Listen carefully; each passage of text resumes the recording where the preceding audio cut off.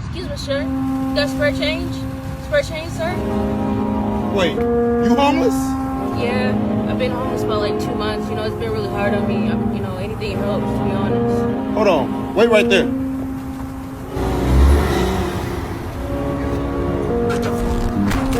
Fuck some change, girl. I'm gonna get your ass a house. Come on.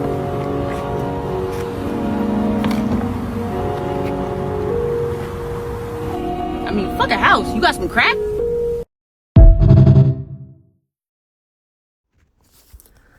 Good afternoon, gentlemen, and a few of you ladies that may be listening. This is Spiritual Art of War, back at it again with another episode. And you've seen the video, one of those Instagram skits about Houston woman. And there's a lot of truth to that. Because, if I go to any section of the city, if I'm running an errand, I'm shopping, I could be just going to take my vehicle to get service and I decide to go stop by to go get a snack at a gas station or fill up my gas tank or whatever. And you just almost always are running into very good looking women. And it's like they're all over the city. And some of them be broke. Some of them be strung out. Some of them are really down bad. And it'd be like, damn. And so the skit where the man is like, meets the woman and damn near want to put her up in a house, that is what you see kind of out here in Houston, where it's like the amount of fine women that are not being looked after, they're broke, they down bad, they fell out with they mama, so they got kicked out the house, so they crashing from their friend's place to their auntie's place, to staying up under a man, to leave, to that man kicking her out, and then she back on the street again, she damn near begging, is insane. And I think I talked about this before, that this is kind of what's going to be happening with a lot of younger women because of just the socioeconomic decay within the so-called black community. In fact, I remember somebody was saying this about how Phoenix has a lot of very good-looking black women that are young and are in homeless shelters.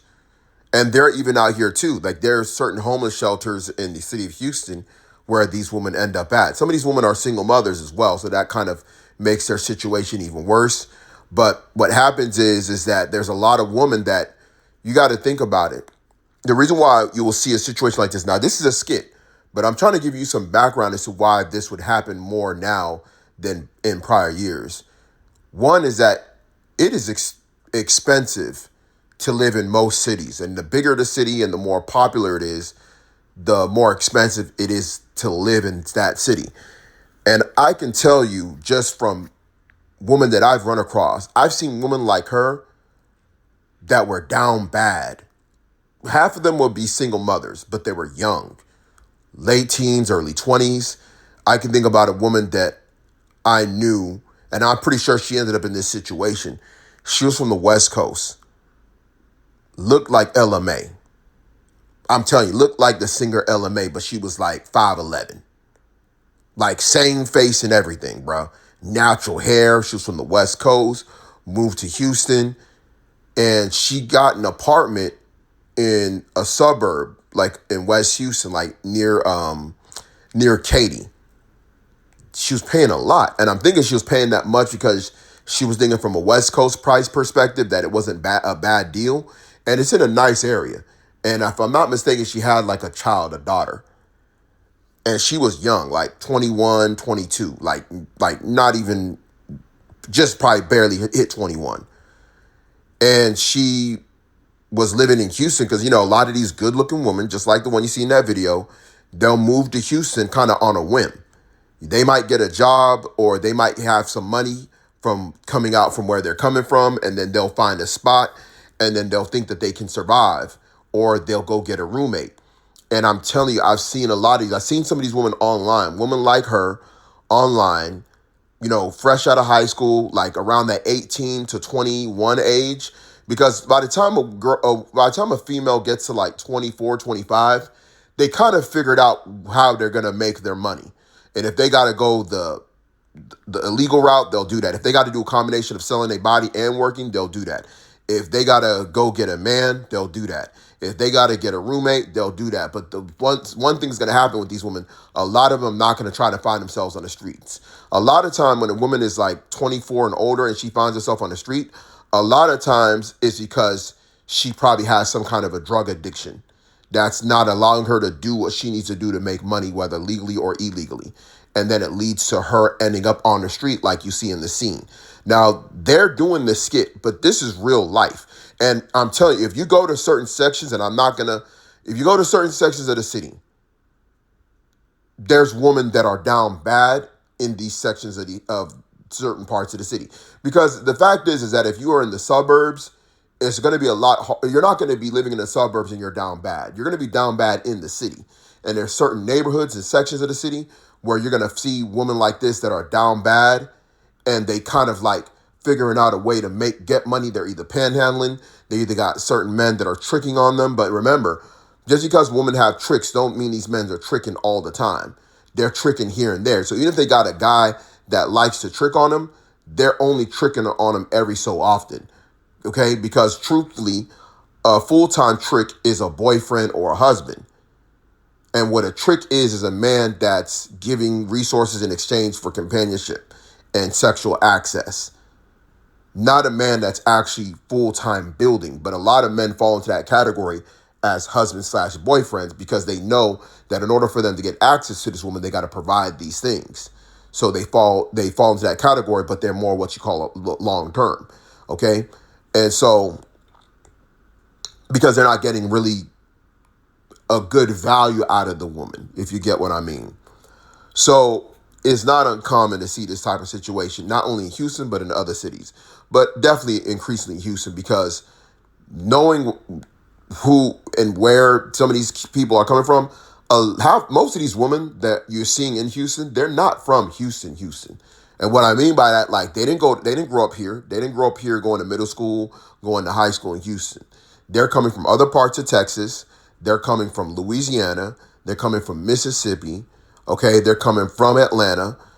Maybe they're doing that type of thing. But a lot of times the women that come from Atlanta, to be honest, a lot of those women are women that have already kind of wasted away in Atlanta and they're looking for something new. Generally speaking, if a girl's in Atlanta, she's from Atlanta, she's going to try Atlanta out for some years before she thinks about moving out of Atlanta.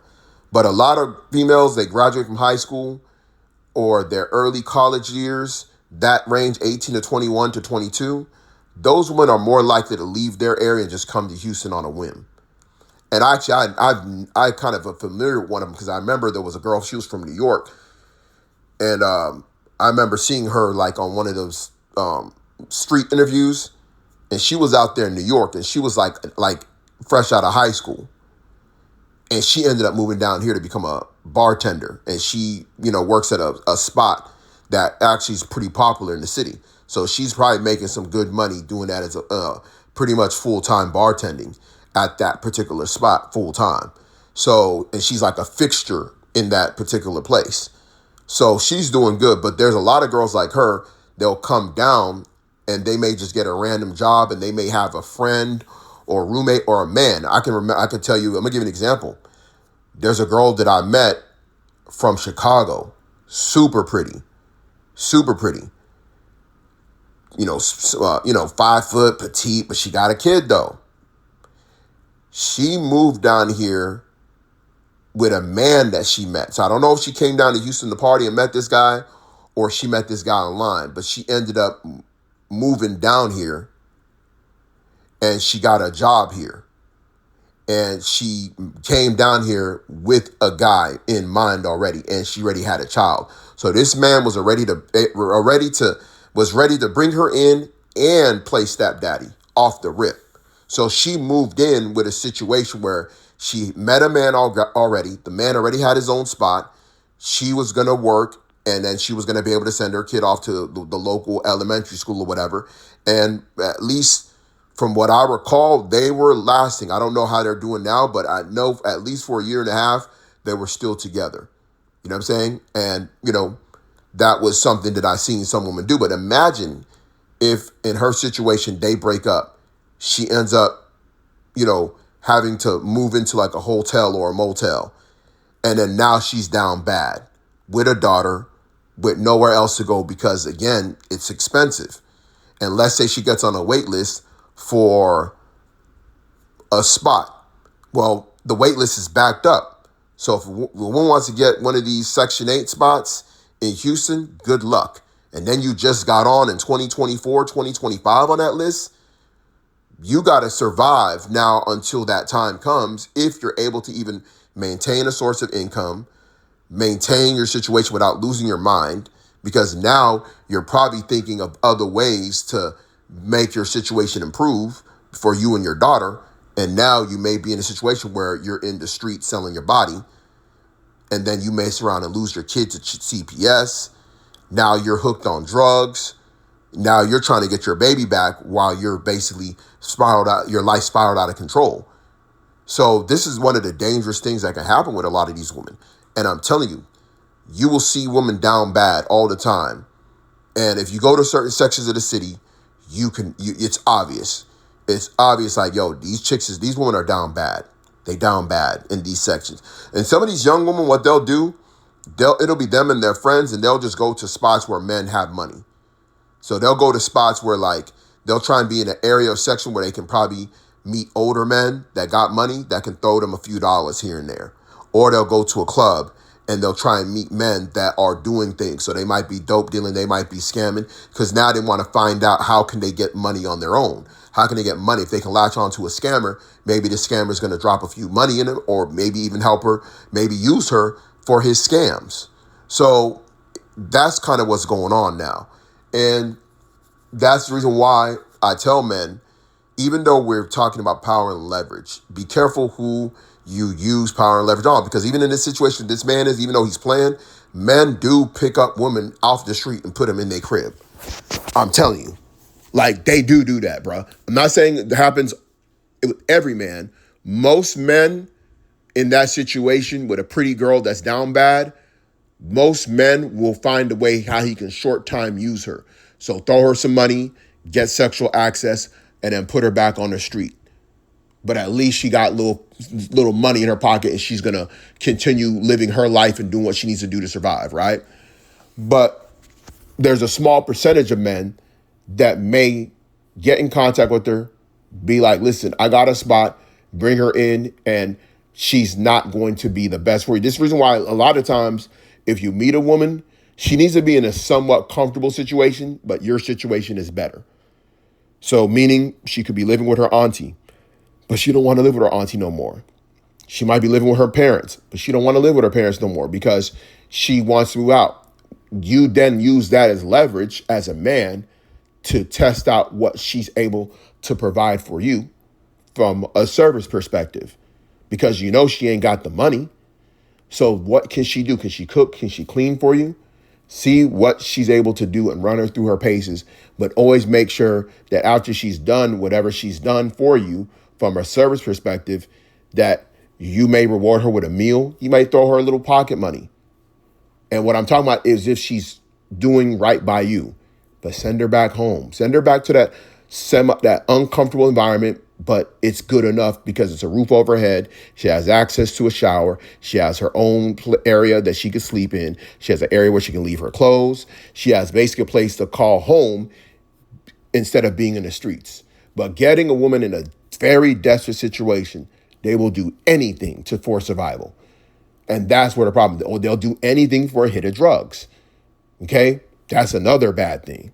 So why would you want to put yourself in a situation where a woman is either doing anything for survival or she's doing anything for the next hit?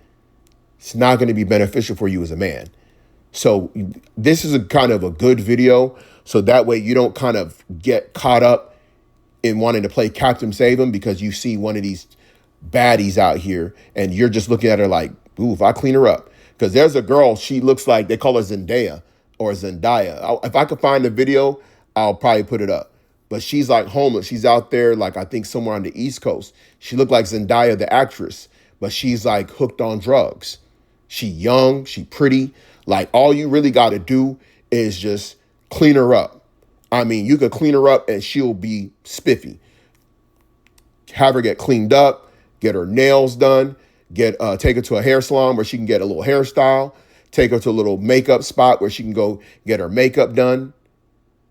And you could get her some clothes from H&M, put some heels on her, take her out on a date, and people gonna be like, damn, your girl fine. Ooh, damn. But she a whole crackhead though. You know what I'm saying? Is that a good situation for you?